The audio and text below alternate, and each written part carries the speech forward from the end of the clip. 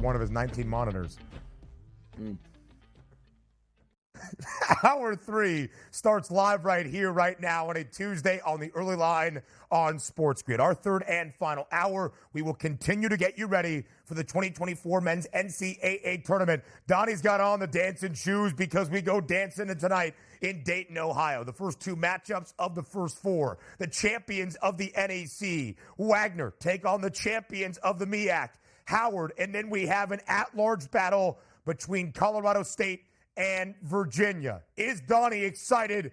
We will find out here in this third and final hour. We continue to look at the regions that make up the field of 68 in the 2024 men's NCAA tournament and so much more here in this third and final hour. Up until 11 a.m. Eastern time, Donnie will be up bright and early tomorrow morning as the MLB season starts in Seoul, South Korea between the Dodgers and the Padres. A small preview with Craig Mish up next as well.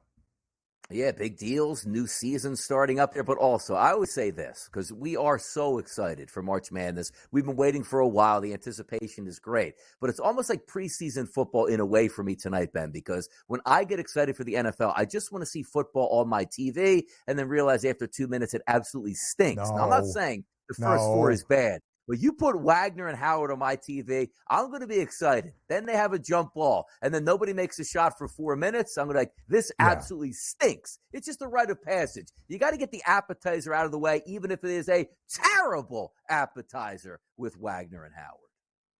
So Howard checks in at 276 in the Ken Palm ratings. I'll get to that in just a moment. We got to welcome in that SportsGrid Radio audience for this third and final hour. It is the early line all across SportsGrid Radio, Sirius XM, channel 159. All of our radio terrestrial affiliates now in the fold as well. He is Donnie. I am Ben. Howard checks in at 276 in the Ken Palm ratings. Wagner at 293. They are the two lowest rated teams in the entirety of the field of 68, according to Ken Palm. Wagner had to win 3 games on the road, the first ever school to do that in the history of the NEC tournament, to pull the upset to get in to the big dance. But don't count out those Seahawks that play with the second slowest tempo in college basketball. Who has the slowest out of 362 Division I teams?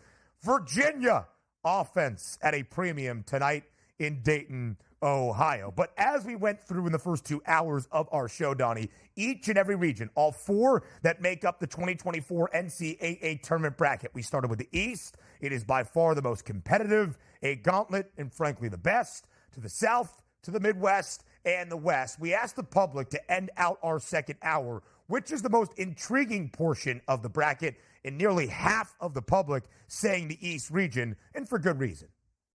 Yeah, and it is for good reason, because you have that star-studded power. The number 1 overall seed is in the East, and they gave them a gauntlet to run through. But I do agree with your vote here, similarly here, Ben, to the West, which, again, you say, well, what's the most intriguing thing? Is it about star power? Is it about quality moving through? My second vote probably would have been the West. Why? I just told you. Like, I took a flyer on St. Mary's at a massive price. Again, it's not to win the championship. It's just trying to turn that ticket into some gold here, win a little bit of plus money, and then some of those things might break out in your favor. Say, let me just ride this ticket a little bit more. So theoretically, the West is very intriguing for me. North Carolina, can they get past that 1 through 8, 1 through 9 seed here, whether it be Mississippi State or Michigan State in that round number 2? Can Arizona catch that lightning in a bottle, so talented, and make a run all the way through? And then, as I just brought you up, I like Baylor. I think Baylor's a legitimate chance to get through this region. And then also that long shot ticket on St. Mary's, which could get knocked off in round number 1. But also, I do think if they play Alabama, I love the matchup for St. Mary's. So some intriguing things to work with. But just from my money and my attention, as well as the public's attention with their vote, I think they got it right on the East here, because that is going to be a slugfest all the way through. Yeah.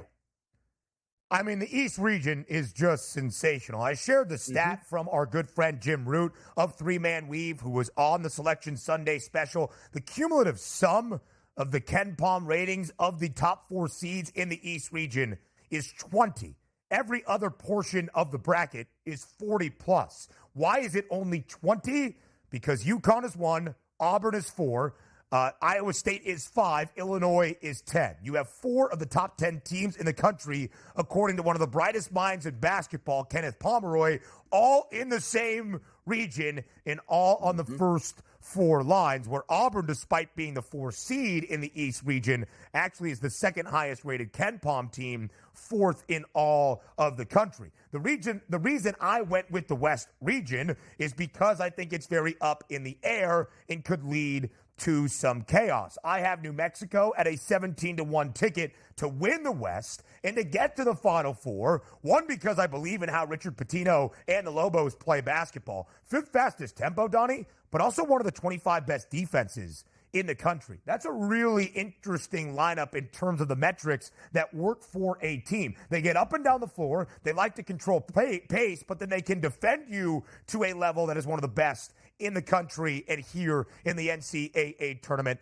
And I just feel the path at the bottom of the bracket could allow for the Lobos to make some noise. Baylor will be there. New Mexico would have to probably play Baylor in the round of 32 and knock them off for this to be a potential. Of course, Arizona is the 2 seed, and anytime the 2 seed in a portion of the bracket has a better price to win the region than the 1 seed, again, it shows you madness anticipated. Exactly, which is always the case. And we preach all throughout the regular season, right? Hey, play tough opponents here. The better your team, the better your seed will be. It just doesn't even seem like that's been the case. There's been way too many arguments moving through about why this team got the 1 seed, where they're lined up as the 1 seed, why they have such a tougher matchup here. And the same thing goes for UNC. But if we flip it back to that Eastern bracket, which I'm so intrigued by overall, like that matchup that I'm anticipating here, Iowa State versus Illinois, a team that's absolutely locked down on defense, going against one of the more elite scoring teams in college basketball. And forget about even as a team. You take a look at just the players they have, the one-on-ones. Can they make that happen here? There's going to be no Hilton magic because obviously these teams are playing on the road. And also BYU. How about the fun matchup here that we're anticipating versus Illinois? You might be looking at 3 balls going down left and right here. I just love this region from top to bottom where you're not going to be surprised, at least I won't be surprised, if UConn doesn't make it to the Final Four as a favorite, not because they're not a great team, but just the teams they have to go through just to make it into the Final Four is absolutely incredible. Not only is Auburn 4th in KenPom, they are 5th in the net and on the 4 line. They are probably very underseeded and in Connecticut's top half of the East region. I'm surprised, DRS, that you think it is going to be a matchup of the 2-3 in the East region in the Sweet 16, Iowa State and Illinois, and maybe not BYU causing some chaos there in the round of 32 against the Illini, who I think, by the way, are in for a test against Morehead State. I think Illinois wins outright. Are they going to cover against the champions of the Ohio Valley that loves to slow down the game in Morehead State? It's an 11.5-point spread. That might be a different story. We'll get back to the madness later on in this 3rd hour. Now, MLB semi-opening day up next.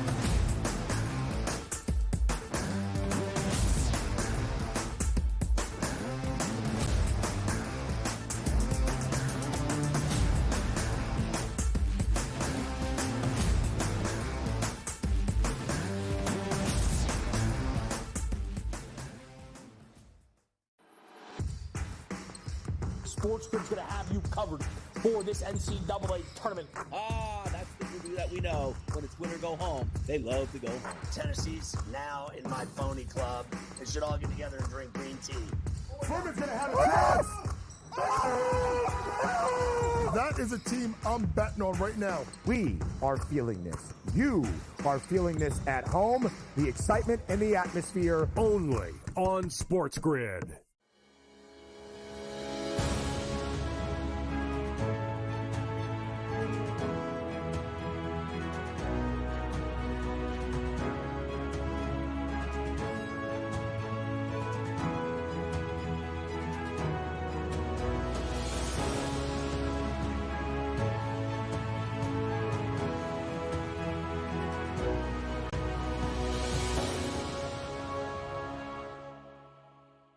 The Bostonian versus the Book. In the Big Ten, it's the same thing. No offense to you guys. This feels like the Penn State rule.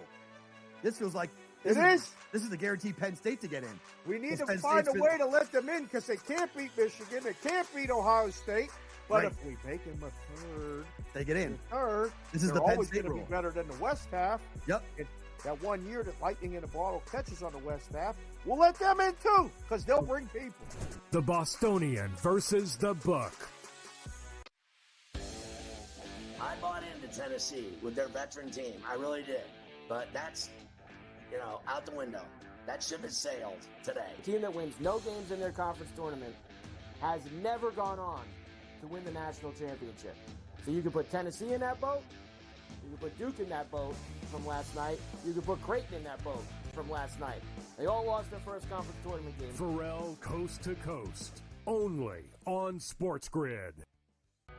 SportsGrid, your 24/7 sports wagering network. Pro League Soccer, powered by Marca. I would be willing to bet the under 2.5 goals. Fantasy sports today. Especially in head-to-head formats in fantasy, I think I'm going to go with Juan Soto. Game time decisions. People don't like it. I don't really care. I cannot believe anybody is betting the Clippers at this number. Betting above the rim. Always heard you say on the network is you're either winning or you're rebuilding. In-game live all access. Nobody has been more profitable as a dog than Shaka Smart teams. Winning back-to-back road games.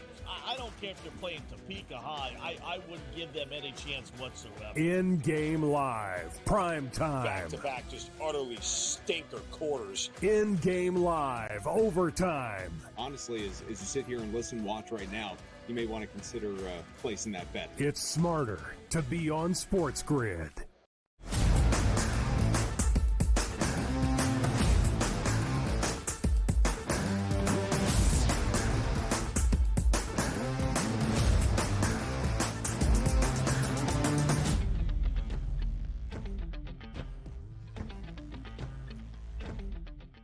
Tomorrow, there is going to be a regular season Major League Baseball game. Bright and early will probably bring you in-game live opportunities here on the early line because opening day, semi-opening day, happens in Seoul, South Korea between the San Diego Padres and the Los Angeles Dodgers. We'll get a small preview and breakdown of semi-opening day in just a moment. We'll look at everything around MLB with Craig Mish right here, right now, live on this Tuesday on the early line. Our MLB insider across the SportsGrid network, the host of Newswire, in a little bit less than 50 minutes, starting at 11 a.m. Eastern time. Craig, does it feel like Christmas morning for you tomorrow, bright and early in South Korea?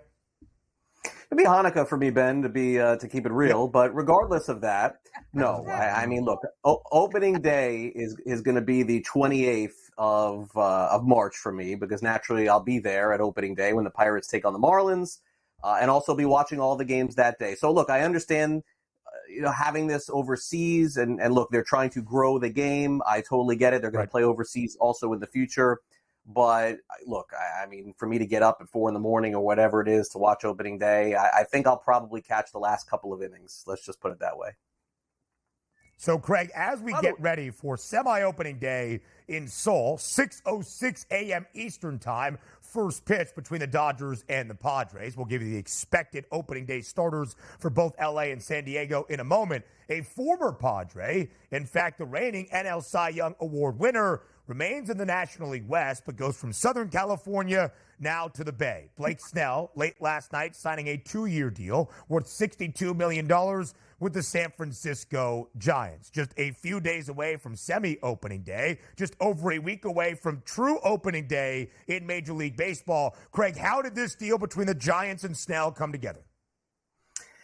Well, we waited a long time for this to happen. We got Josh Dobbs signed before Blake Snell. These are things you couldn't have predicted several months ago. Look, the Giants clearly a couple of years ago, when they reached out and they tried to get Aaron Judge and they tried to get Carlos Correa, it seems like they were trying to just sign guys. And generally speaking, it was obvious that they had money to spend. So Snell ends up going to the Giants. He doesn't get the long-term deal that he wanted. He gets a shorter-term deal. There's an opt-out after the first year. There's no question that this is not a huge win for Blake Snell because the guaranteed money is nowhere near $200 million. But at the same time, does he make the Giants better? Absolutely. Could I see in a year or two us looking back and saying the Giants spent foolishly this offseason? I could see that too. But they're in a desperate situation. They're looking at the Arizona Diamondbacks. The Diamondbacks are better. They're looking up at the Dodgers are better. The Padres, I mean, I guess you could probably say they're a little bit better than them. I'm not even positive of that. Pressure is real in San Francisco to win, and therefore they added Chapman, they added Snell, they also added Jorge Soler, but it ain't Aaron Judge, that's for sure. No. And by the way, you take a look at that ballpark. I mean, Snell's a fantastic pitcher as is. He doesn't need any more help with that true pitcher's ballpark. Let me just bring up this thought process again around opening day. I love Major League Baseball. I love the pageantry of opening day where everybody plays. Let me ask you this question, because I know it is about money, but why couldn't we have still opened this series on opening day and still have been in South Korea? Like, well, the travel coming back, we'll give them an extra day off here. I think it would have been an awesome, like, crowning jewel of Major League Baseball on true opening day to have this series played with two big teams in South Korea. Why can't we do that? And why do we play it a week ahead of time? It takes the steam out of everything and catches people off guard. Oh, the season actually started today. No, it doesn't. It's really 8 days later. What's the deal with that, Craig? Yeah, I mean, they did it just for you, Donnie, just to get you upset to talk about it here exactly. on the show. Yeah, I mean, it worked. Yeah. I mean, it ended up working. I mean, it made you get a haircut, too. So, I mean, look, in the end, I think when you look at this, there's no question, Donnie, that we all want things to be the way they used to be. We just have to kind of get used to that. I mean, the NBA has a play-in tournament. Can you imagine talking about this 10 years ago? Like, the NBA is going to have extra teams playing, and some of them will get in, some of them will get out, and when they get in, they're not even at the top, they're at the bottom. Look, this is just more games, more money, more ways to engage fans across the world. And Donnie, to answer your question, why do they have to have so much time in between? It is the travel time. Yeah, that's why. I mean, the body clocks, that's a real thing in sports. It's the reason why on shows during the football season, we'll talk about going from East Coast to West Coast. That's in a day. I mean, this is going so far out of the country that they got to come back and play another 160 games. So I get it from that perspective. We just are not going to have things the way they used to be. We just have to get used to it. The Seoul Series, a 2-game set in Seoul, South Korea, Wednesday and Thursday morning here stateside. Then the Dodgers and Padres will have more spring training games before actual opening day in just 9 days. Donnie, I heard that Rob Manfred is stepping down as MLB commissioner in 2029 if you want to make a run at that job opening. Until then, just be happy that we have baseball on the diamond, and let's focus on the actual game itself. The new acquisition, the ace of the staff for L.A., not Shohei Ohtani, not Yoshinobu Yamamoto, who will pitch in game number 2. Tyler Glasnow gets the opening day start for L.A. He will face off against Yu Darvish on the other side. And Craig, as we anticipate for probably most of the 162 that L.A. will play this year, they are booked as a hefty favorite, minus 192 for the first game of 2024 in Major League Baseball. As you focus on the actual game itself, how do you see the season starting for both the Padres and the Dodgers? Well, it's early season. It's not a forgivable environment. You don't know what is going to happen when they're playing there. If I'm not mistaken, I think the bullpens in this stadium, if I'm understanding this correctly, you can't watch the game from the bullpens. You have to watch it on TV. It's under the stadium. So there's going to be a lot of bizarre happenings. Are guys going to get amped up to come into the end of the game after they've been watching the entire game on TV? I'm not so sure. These games could be sideways. I wouldn't have any betting interest on this. The only thing that I could tell you is Glasnow in terms of his strikeout props. That's something that could potentially interest me because, again, the batters are going to be behind the pitchers. And in this spot, a real advantage, I would think, goes toward the pitchers in this 2-game series. So I think Glasnow should have success. But, I mean, guys, this game could be 2-2 or 1-1 in the 7th inning. So it's not a side necessarily. And plus, everyone is in love with the Dodgers right now. It's like almost taking the Yankees in the early part of the season. So not a ton of value, I would say, laying a minus 200 on opening day. Yeah, FanDuel has a couple of neat prop bets there for the in-game for tomorrow morning and Thursday morning. Probably should be a lot of fun to watch. Yeah. But if we just take a look at Shohei Ohtani, he is the superstar. He is going to be on display in that Dodger uniform, and we're expecting big things out of him this year. Home runs here, 39.5 on the season. To be the home run leader, a 9-1 price. And obviously here, the RBI leader at 15-1. He's going to be protected in this lineup, which means he'll see pitches. What do we expect this year out of Shohei Ohtani for you, Craig? Yeah, I mean, he's delivered over the last few years every single time he's been asked to, including, let's not forget, this time last year, I believe it was almost 1 year ago, that he participated and I believe struck out Mike Trout, if I'm not mistaken, to win the World Baseball Classic. So, I mean, this guy delivers on every stage possible. If he is healthy, he will fly over that number of 39.5. That's a really high number, guys, by the way, for a home run prop. But look, all he's got to do is focus on designated hitter the whole season. The thing is, in terms of like the home run champion, we've been watching baseball a long time. Like, who's to say Pete Alonso doesn't hit 50, or maybe Vladimir Guerrero Jr. this year ends up hitting 50 home runs again, like he did a couple years ago. So that's not something I'd be particularly interested in. But over his 39.5 does seem reasonable, and there's not a lot of health risk, I would say, with him playing designated hitter most of the year. Yeah. He is not going to pitch. We know that. He will not be on the bump until at least 2025 for the Dodgers. And because of that, he is not the favorite to win the National League MVP award, fourth best number at plus 950, behind two of his teammates, Mookie Betts and Freddie Freeman, and then Ronald Acuna Jr. The reigning NL MVP winner is the favorite entering this season at 5-1. You saw the win total for the Dodgers, 103.5. You saw their price to win the National League West, minus 600. It is World Series or bust at Chavez Ravine this year for LA. Craig Mish, we appreciate the time. We'll talk later this week here on the Early Line and see you on Newswire in 40 minutes. Back on TEL in just a few.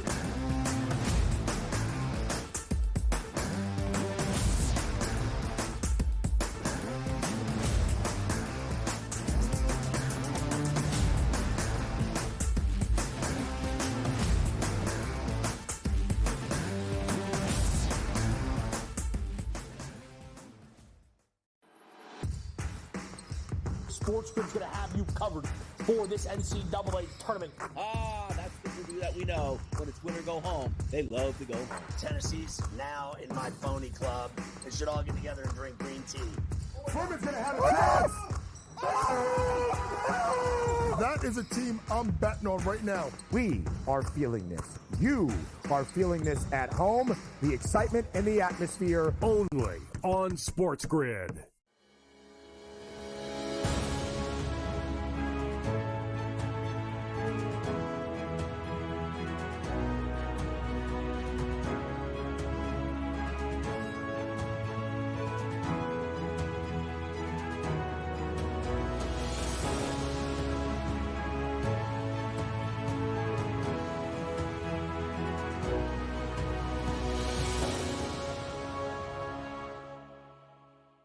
The Bostonian versus the Book. In the Big Ten, it's the same thing. No offense to you guys. This feels like the Penn State rule.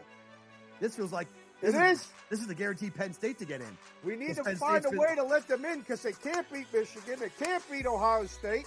But if we make them a third, they get in. This is they're the Penn always State going to rule. be better than the West half. Yep. And that 1 year that lightning in a bottle catches on the West half, we'll let them in too because they'll bring people. Bostonian versus the Book. I bought into Tennessee with their veteran team. I really did. But that's, out the window. That ship has sailed today. A team that wins no games in their conference tournament has never gone on to win the national championship. So you can put Tennessee in that boat.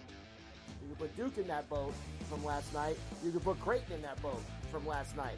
They all lost their first conference tournament game. Pharrell Coast to Coast. Only on SportsGrid.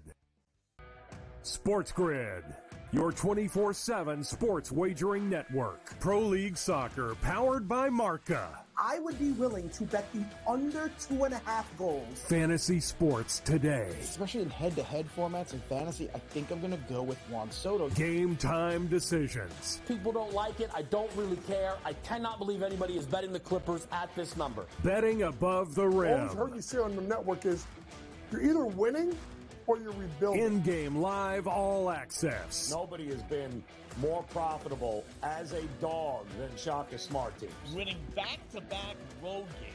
I don't care if you're playing Topeka High. I wouldn't give them any chance whatsoever. In-game live. Prime time. Back-to-back just utterly stinker quarters. In-game live. Overtime. Honestly, as you sit here and listen, watch right now, you may want to consider placing that bet. It's smarter to be on SportsGrid.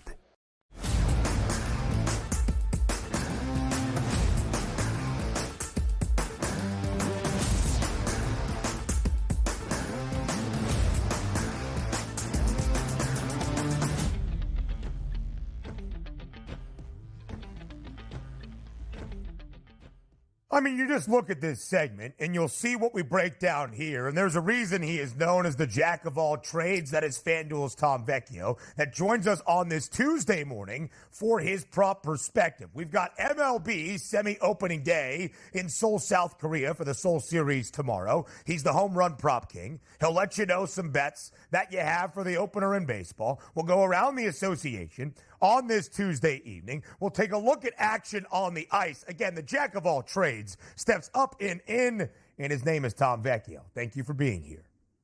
Yeah, thanks for having me. Awesome time of the year. Baseball is finally here. Next week's opening day, I'll be back. We'll do a full dive into some baseball season-long props along with some home run stuff, NBA to get to, NHL to get to. Let's go.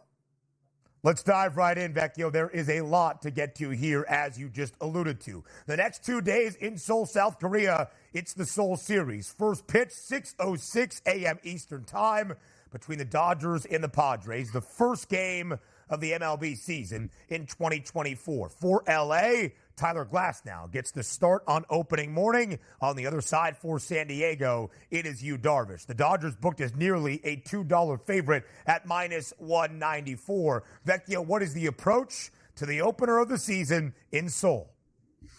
Well, when it comes to this park, everything that I've seen, it's 325 down the line, 400 to center. It's roughly like Petco Park or Busch Stadium in St. Louis. It could be a slight boost to home runs. Should be pretty average overall. Early in the season, I think we got to lean on pitcher unders when it comes to strikeouts. Glasnow had 36 pitches in his last spring training start. It's 6.5 as a strikeout prop, minus 148 on the under. He can be extremely efficient, but if we look at 36 pitches plus about 12 to 15, realistically, he's not getting past the 5th, 6th inning. So, yes, the efficiency can be there from Glasnow. He's an amazing strikeout pitcher, but there's no reason to push him out there that far. So I would say the same thing about Yu Darvish, who only went 26 and 21 pitches in his last 2 spring training starts. Yeah, and as always with Major League Baseball, Tom, it's a lot of fun to sort of weigh it. Do you want to take the total over in this game? Because we know it's in a dome, but I'm not so sure they have humidors over there in South Korea that they use. Which baseballs? Are we going to juice them up for opening day to make sure we get that excitement? The only sport we have to worry about, the actual equipment in the sport here, which then leads me to take a look at the Los Angeles Dodgers on the season itself. You want to bet them? It's an expensive price across the board. Team total, 103.5. You take a look at the NLS, a minus 600, which they didn't even win the division last year, and there's some quality opponents. The NL pennant, plus 165, and then the World Series at a plus 320 price. Tom, let me ask you this question. Do you have any pieces of the Dodgers, or also, do you see any value in still betting those numbers with the Dodgers? There's no value in betting for the Dodgers. I think there's value in betting against the Dodgers literally every single day. And I told Kevin about this a couple weeks ago on Game Time Decisions. If you bet against the Dodgers on the money line every single day, bet on their opponents, that is 162 times. I'm working on the math. Can you come out net positive? Because the money lines are going to be so drastic. When the Dodgers are at home, they're minus 400 against some of these teams. Can you still win, like, I don't know, 33% of the bets if they go 110 and 52? Can you come out positive, net positive, in terms of betting on opponent money lines? Because when they play the Rockies, they're going to be minus 400, right? So you're not laying that number. Might as well bet on some of the underdogs and bank on the variance of baseball to bring you out net positive. So there's no value in betting on the Dodgers for them. It's actually betting against them, which probably brings the most value this year. Yeah, and you're going to see it in the day-to-day prices that you will see for the Dodgers. You will see it in the outlook there from the odds. Minus 600 to win the NL West, and 103.5 is that win total. Vecchio, we had the conversation with Craig Mish. Would love your thoughts here. We'll go deeper into our MLB previews next week as well. Is it World Series or bust for the Dodgers this year? Is anything less than a World Series championship going to be able to be deemed as a successful year at Chavez Ravine? It's probably World Series or bust, and I would say over the time frame of the Ohtani Yamamoto contracts that they have built this court. It's not specifically this year, but like over the next 7 to 10 years, they need to win at least 3 or 4. So 1 year, maybe they don't get it done because there's some growing pains or whatever. Maybe not everyone's fully healthy come the end of the year. But like over the next 7 years, they have to win at least 3 or 4, or it's just an abject failure.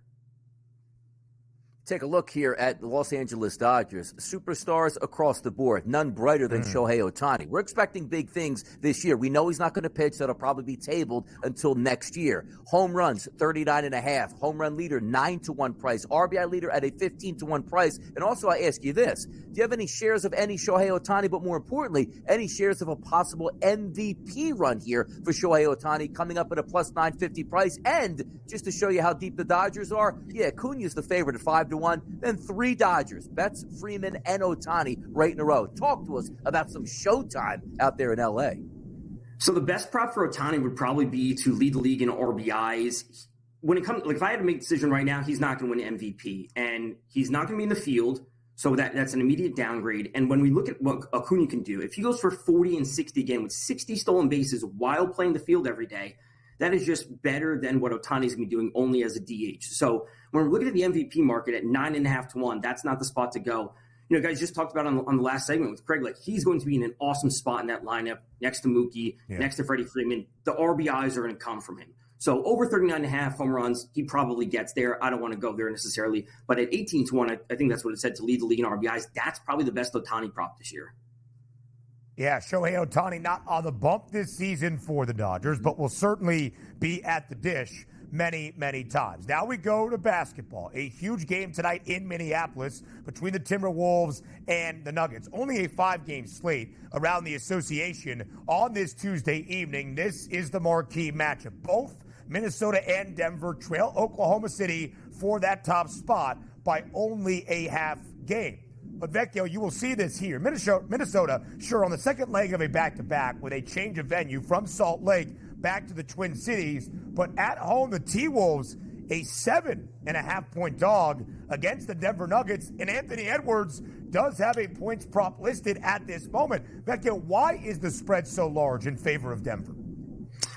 That's because we know that Karl-Anthony Towns is out. Rudy Gobert didn't play last night. He's listed as questionable for tonight. Naz Reid, who got the start at center last night, only played 17 minutes and left early, which means they are going to be significantly shorthanded, especially if Gobert does not play when it comes to big men, which means this could be a huge Jokic game. Not a surprise, as it could be every game. But specifically, I like Michael Porter over 22.5 points plus rebounds. It's minus 125. This just could be a spot where Porter, Aaron Gordon, and Jokic steal all the rebounds tonight because Minnesota simply has no size out there. If Kyle Anderson and Jaden McDaniels are going to be required to do the heavy lifting, and maybe even Luka Garza seeing some minutes, that is not a spot that the Timberwolves want to be in. It's simply an advantageous spot for the Nuggets, who are coming off a full rest.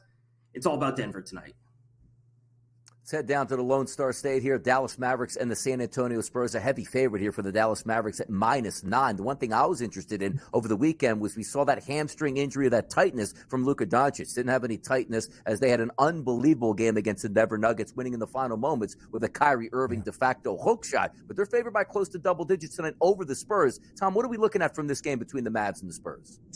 As usual, it's not going to any of the star players. It's going to a secondary market, and that's probably something to do with Daniel Gafford, points plus rebounds. He was obviously extremely efficient week and a half going. He hit, 24, whatever it was, field goals in a row. But just because the pace of this game was super high over-under, even though it's not like the best matchup going against Wembanyama's not going to be out there for the whole game, and Dallas is still pushing for playoff/play-in. So Gafford having close to 22 or so points plus rebounds combined is probably the best spot to go. Right now, Dallas in the 7th spot, but only a half game behind Sacramento, who currently occupies that 6th seed in the Western Conference standings. San Antonio, though, has been covering more as of late. 9 of their last 13, the Spurs have covered against the number. New Orleans, a hefty road favorite tonight in Brooklyn, 7.5-point spread in favor of the Pels. What's the breakdown inside the Barclays Center?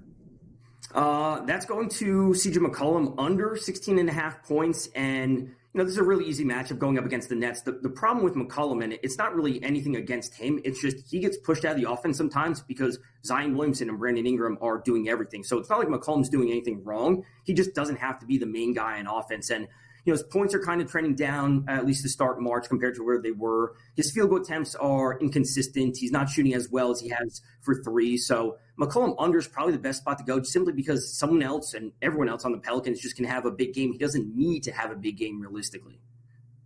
You want March Madness? You got it starting tonight. You want Ice Madness? 13 games on the slate tonight in the NHL. Tom, any thoughts on any one of those games that really pique your interest here?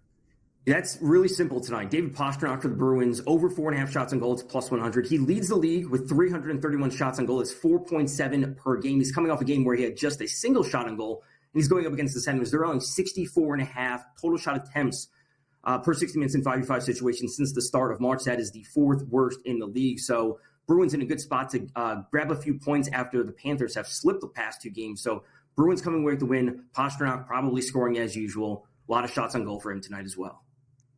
That's how you know Tom Vecchio is the best and the jack of all trades. We just showed you a board there. 6 games of the 13 on the ice in the National Hockey League tonight. And Vecchio goes off board as the Bruins greater than a $2 favorite at home inside TD Garden against the Ottawa Senators. That is how much NHL action there is on this Tuesday. So let's show Tom's top props, the prop perspective on this Tuesday night as well. Mookie Betts for the early start tomorrow in the Seoul Series between the Padres and the Dodgers. 2+ total bases. Michael Porter Jr. tonight for the Nuggets in a huge matchup in Minneapolis. CJ McCollum under 16.5. The Pels, though, a 7.5-point favorite in Brooklyn. And David Pastrnak over 4.5 shots on goal for the Bruins tonight at home against the Senators. Vecchio, that is a masterclass, my friend. We appreciate the time. We'll talk next week to get ready for a new year in Major League Baseball. Sounds great. Can't wait to be here. Vecchio gave you thoughts on the NHL, on MLB, on the NBA. Now it's time to go dancing in Dayton, Ohio. The first pool, a breakdown next.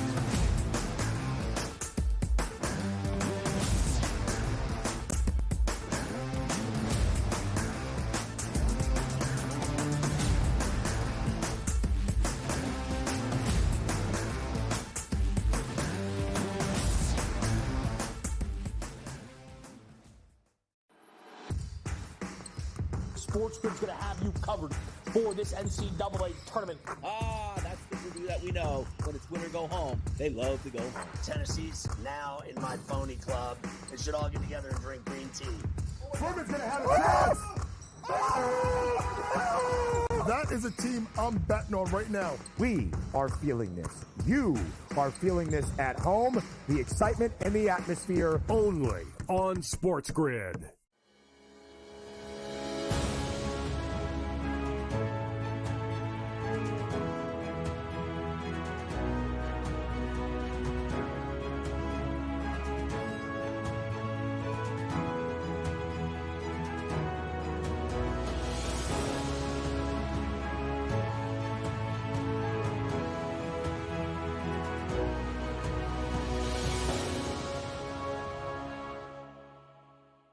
The Bostonian versus the Book. In the Big Ten, it's the same thing. No offense to you guys. This feels like the Penn State rule. This feels like this is the guaranteed Penn State to get in. We need to find a way to let them in because they can't beat Michigan. They can't beat Ohio State. But if we make them a third, they get in. Third, this is the Penn State rule. Be better than the West half. Yep. That 1 year that Lightning in a Bottle catches on the West half, we'll let them in too because they'll bring people. The Bostonian versus the Book. I bought into Tennessee with their veteran team. I really did. But that's, out the window. That ship has sailed today. A team that wins no games in their conference tournament has never gone on to win the national championship. So you can put Tennessee in that boat. You can put Duke in that boat from last night. You can put Creighton in that boat from last night. They all lost their first conference tournament game. Pharrell Coast to Coast. Only on SportsGrid. SportsGrid, your 24/7 sports wagering network. Pro League Soccer, powered by Marca. I would be willing to bet the under 2.5 goals. Fantasy sports today. Especially in head-to-head formats in fantasy, I think I'm going to go with Juan Soto. Game time decisions. People don't like it. I don't really care. I cannot believe anybody is betting the Clippers at this number. Betting above the rim. All I've heard you say on the network is you're either winning or you're rebuilding. In-game live, all access. Nobody has been more profitable as a dog than Shaka Smart teams. Winning back-to-back road games. I don't care if you're playing Topeka High. I wouldn't give them any chance whatsoever. In-game live, prime time. Back-to-back, just utterly stinker quarters. In-game live, overtime. Honestly, as you sit here and listen, watch right now, you may want to consider placing that bet. It's smarter to be on SportsGrid.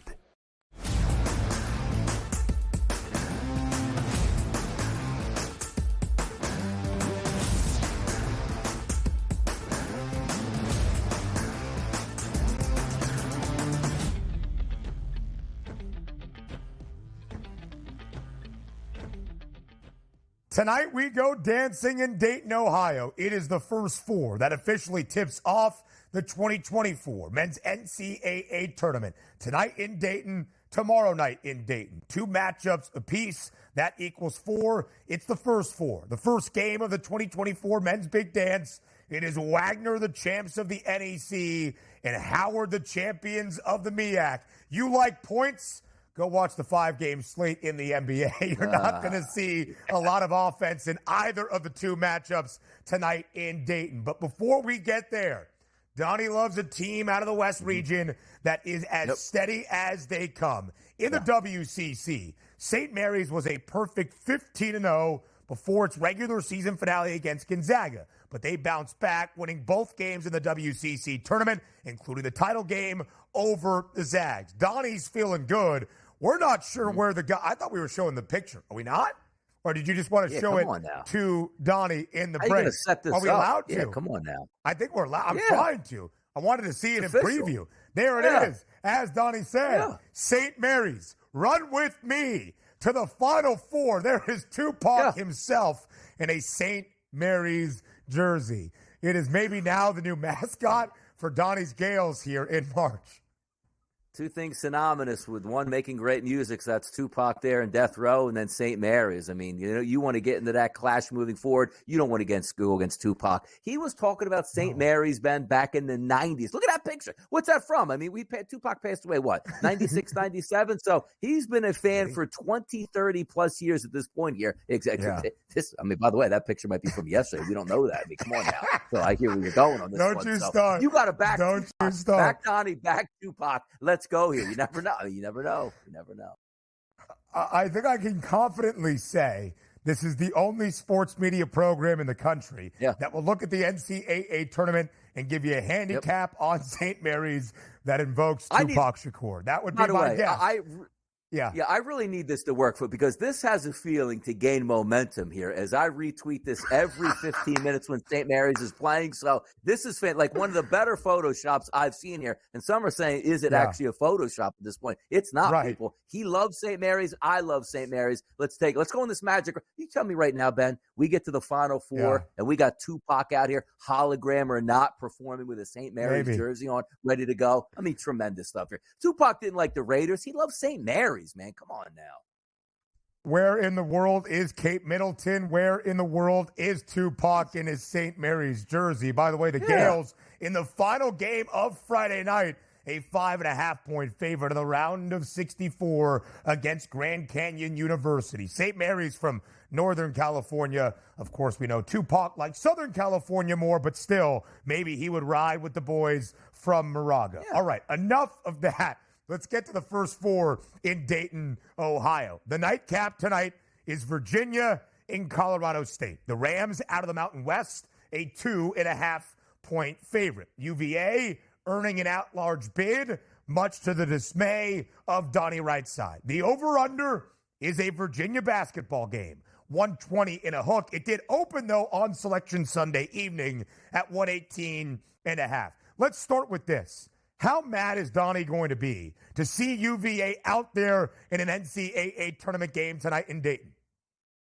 I mean, to be honest, I'm not going to see him at all because of the time that this game starts at 9:10. So when I wake up in the morning, I'll see how angry I want to be at my television, which by watching the highlights and checking the box score. But quite frankly, and I talked about this last week. Like I took, Virginia to win against NC State at -2.5. They should have won that game and didn't because they can't shoot free throw shots and they couldn't close out their opponent. But rightfully so, we're finding UVA back in this. And it starts off at 9:10, which means that first game is probably going to delay it, which means we'll start at 9:30, which is ludicrous. Don't even get me going down this angle. But having said that, if you want to watch this game, you'll be asleep in the first 5 minutes from boredom here because of UVA at this point. So also, where my sentiments are. I'm not hate handicapping against UVA because I took them in their last game, even though I don't like UVA and their style of basketball. I do think Colorado State's the better basketball team tonight, and I think they win this game.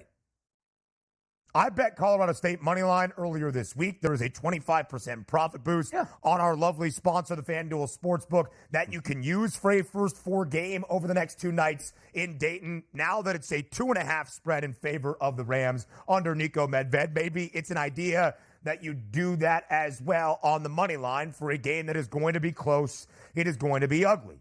Virginia is the slowest team in college basketball. There are 362 Division I men's college basketball programs. Virginia is 362 in terms of the adjusted tempo. Colorado State in the bottom 100 as well, around the 270 number. But here's the really big difference about this year's team under Tony Bennett in Charlottesville versus any other. They have always been one of the slowest paced teams in college hoops. In fact, when they won a national championship in 2019, they were the slowest team in college basketball, but they were the second most efficient offense.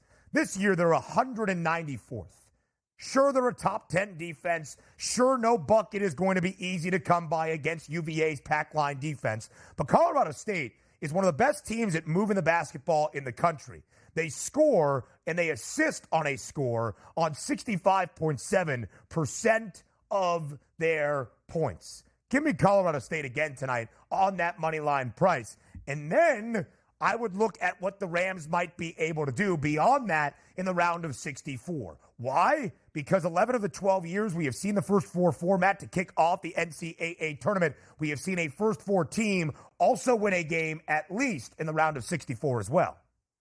Yeah, and this game, it's a good matchup between these two opponents. And also keep in mind, Dayton Rims over the past couple of years, not really taking a look at numbers-wise, but seem a little bit tighter than what your home gym might provide. And also, in an environment where the loser goes home, you're going to have some ratcheted up defensive intensity. But if we're focusing on Virginia's offense, it's not very good, Ben. The one thing you can say about them is a positive, they don't turn the basketball over. They're a solid three-point shooting team, but don't rely on the three. So it's not one of those advantage where you expect, let's just say, 35-plus three-point shots out of Virginia tonight. And also keep in mind, when you get into March Madness, the pressure ratchets up. I understand that here. You want great free throw shooters. You don't have that on Virginia. As a team, Ben, 355th in the nation. So when you talk about, if let's just say Virginia was high octane, Ben, right? You get an extra 15 to 20 possessions a game. Maybe you look at the free throw shooting and go, okay, that's just a byproduct. They're not that good. They'll have plenty of opportunities. But if you're in a slow down game, every opportunity matters. Number one, you don't get to the free throw line that much. And number two, you don't make your free throws. That should be the downfall of the team in March Madness. And that's going to be the downfall for Virginia tonight for me. So Virginia has not won a game in the NCAA tournament since winning the national championship in 2019. They got there in 2021, bounced by Ohio. Did not reach the NCAA tournament in 22. Were there a season ago as a 4 seed, and they were ousted by Furman, the Paladins, in a wild game in the round of 64 to start off Thursday. That pressure is very much there for Virginia tonight. I just don't think they're a great basketball team. Give me the Rams. This game from the Midwest region, whoever wins will be the 10 seed in the Midwest in that portion of the bracket to take on the 7 seed Texas on Thursday in the round of 64. If Virginia goes, I'll probably take Texas. If Colorado State wins, I'm going to take the Rams over the Longhorns. The first game of the first 4. The first game of the 2024 men's NCAA tournament, Wagner and Howard, the two teams that rank 67 and 68 out of the 68 teams in this field, according to KenPom. Wagner was not anticipated to win the NEC. They pulled upset after upset. The Seahawks won 3 road games for the first time in NEC tournament history to earn the conference championship. Howard here for a second consecutive year out of the MEAC. The Bison now a 3.5-point favorite in the total, 128.5. If Virginia is the slowest team in hoops, Wagner is the second slowest team. 361 is the adjusted tempo. This probably is trending to an under, no doubt about it. But if you take a look at both of these teams' matchup, look at Wagner on offense, 334th in the nation. Say, okay, what's Howard's defense? 334th in the nation. So we got a stalwart battle here. But also, let's flip it over to Howard's offense, because they do some things that are decent here that you might be able to get away with a victory. And I do think Howard overall is the better team. Look at their three-point shooting, Ben, top 20 in the country at 37%. And also, they shoot it at volume, 131st in the nation. So it's not one of those things like, hey, you know what? We'll shoot 3 or 4 a night. We'll make our fair share, but we're not going to force any three-point shots. Here's the interesting part of it. Wagner's a top 10 defense in the country at defending from three-point range, only allowing their opponents to 29%, which is incredible. However, Ben, They let you shoot whatever you want from three-point range. 306th in the nation at chasing you off of the three-point line. So if I'm just being honest, look, Howard's defense isn't very good, but I can't trust an offense that 331st in the nation, or 334 in the nation, excuse me, and goes at a slow tempo. Just give me the team with a pulse on offense, and that's Howard. I think Howard wins this game, and it probably stays under the total for me, Ben. Yeah, 128.5 is a very low number. Howard went over in both of its two games to win the MEAC, including in the upset of the top seed in the conference, Norfolk State, in the semifinal just this past weekend. One thing that Howard does well is they pace you up defensively, and they are at least 163 in terms of tempo, at least in the top half of college basketball. They are not fast, but they are not slow, and that could allow us to go over a total of 128.5. Of course, the winner of tonight's game will be the 16 seed firmly in the West region. They will take on North Carolina. UNC was projected to be a 21.5-point favorite against Howard, a 24.5-point favorite against Wagner. A couple of thoughts on the 5-game slate around the NBA tonight. We start with the West Test in Minneapolis. The Timberwolves, a 7.5-point home underdog against the Denver Nuggets. No Karl Anthony Towns, but that's been the case. So the line does look a little bit large to me, Donnie. It does. And also, let's put two ingredients together here, Ben, right? Typically, you're saying the Denver Nuggets are a great ball club, and they are, but they're favored by 7.5 points. But if you're saying, well, Minnesota's off that back-to-back, of course they're going to rest. Are you telling me they're just going to throw a game to the Nuggets and therefore give them a full game advantage here to get into first place? I don't buy that. I expect to get a big performance out of the Timberwolves. Now, having said that, I'm going to take the 7.5 points. That line is screaming and begging you to take Minnesota, and I'm going to do that here. So it is a Nuggets line, but you can't just roll over in this game and say, have this, because standings are massive down the stretch here, Ben. Give me the T-Wolves here. Denver, a road favorite 25 times in this NBA season, only 11-14-1 against the spread. Could the Nuggets win this game outright? Sure, but the ramifications, as Donnie is alluding to, are tremendous. Both teams a half game behind Oklahoma City at this moment for that number 1 overall seed. And when you look at Minnesota, they've won 3 straight games, including outright against the Clippers just last week as a dog. They've covered in all 3 games that they have won. A big game for Dallas. They're a half game behind Sacramento. That 6-7 split. The Mavericks would be the top team in the play-in tournament, but trying to get out of that, laying near double digits tonight against the San Antonio Spurs. In Orlando, we find the best cover team in the NBA. That is the Magic, 12.5-point favorite against the Hornets. Yeah, they probably pound the Hornets in that game tonight. I'd lay the double digits and also take a look at that minuscule 203.5. I don't care how bad the Hornets are. The Magic just want to play defense. You got to go 100. Come on now. I got to go over that. 45-23. Orlando now the only team in the NBA covering at a greater than 60% clip, and it's 66.2. 45-23 against the spread for the Magic. We will give you a best bet on this Tuesday evening. I know I'm going dancing in Dayton. We'll see what Donnie does as well when we come back on the other side of the break.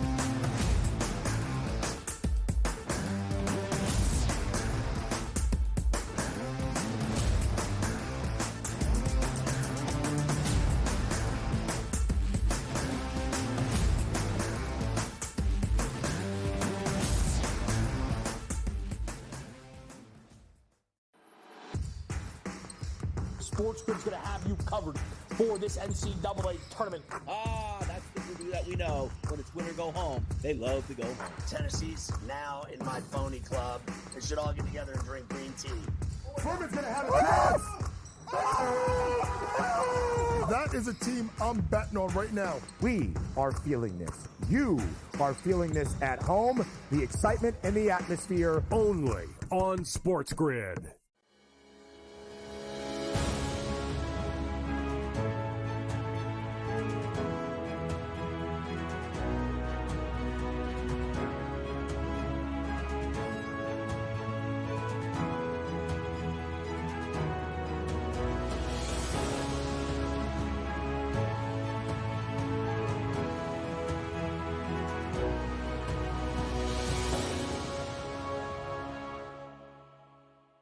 The Bostonian versus the Book. In the Big Ten, it's the same thing. No offense to you guys. This feels like the Penn State rule.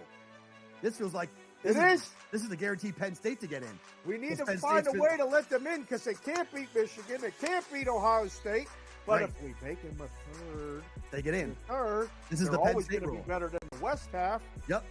That 1 year that Lightning in a Bottle catches on the West half, we'll let them in too because they'll bring people. The Bostonian versus the Book.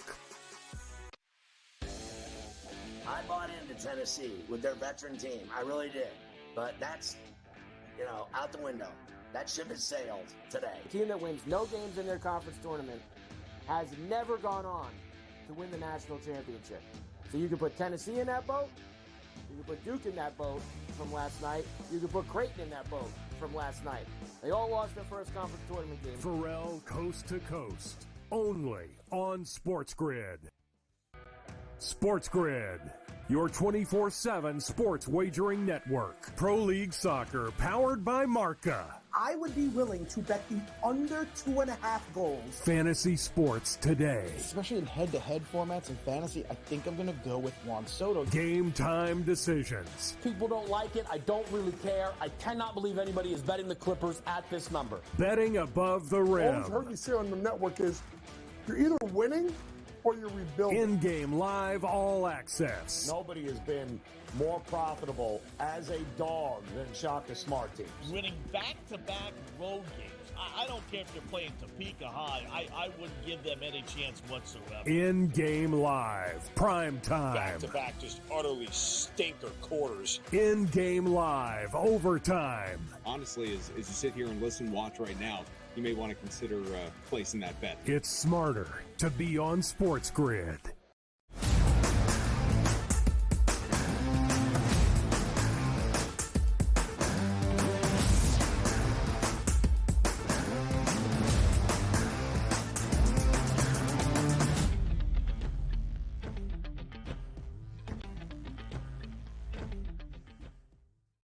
Closing out our 3 hours together live right here on this Tuesday on the early line on SportsGrid. I am Ben Stevens. He is Donnie Rightside. Before we go and before we say farewell, it is time for a best bet as the 2024 men's NCAA tournament officially tips tonight in Dayton, Ohio. We have two first four matchups. First, it is Wagner and Howard, 3.5 point spread in favor of Howard, the champions of the MEAC. A total at 128.5. Then the nightcap in Dayton, it is going to be Colorado State and Virginia. Right now, the Rams, a 2.5 point favorite, a lower total than even the opening game, 120 and a hook. So before we say farewell and before we say goodbye, it is time for bye, bye, bye.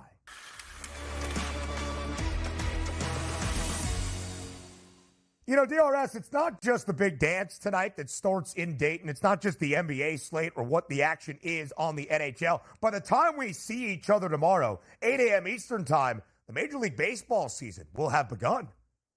Yes, it will. And people like me singing here. If you go back to Coming to America, they said this. And I think this is talking about this series here. Just let your soul glow. See that? Boom. Tomorrow, the Soul series. We're getting after it. Shohei Ohtani, ribeye steak.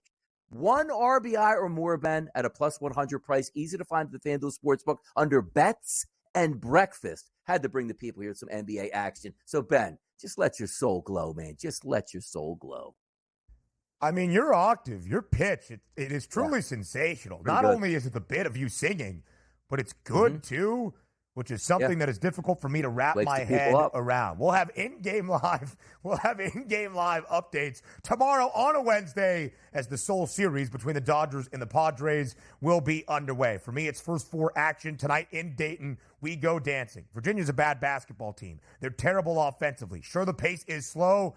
Colorado State is just better offensively. The Rams outright on the money line. Use that 25% profit boost. Take minus 150 down to minus 120 and have Colorado State survive and advance. 8 a.m. Eastern tomorrow on a Wednesday on the early line. We'll talk then.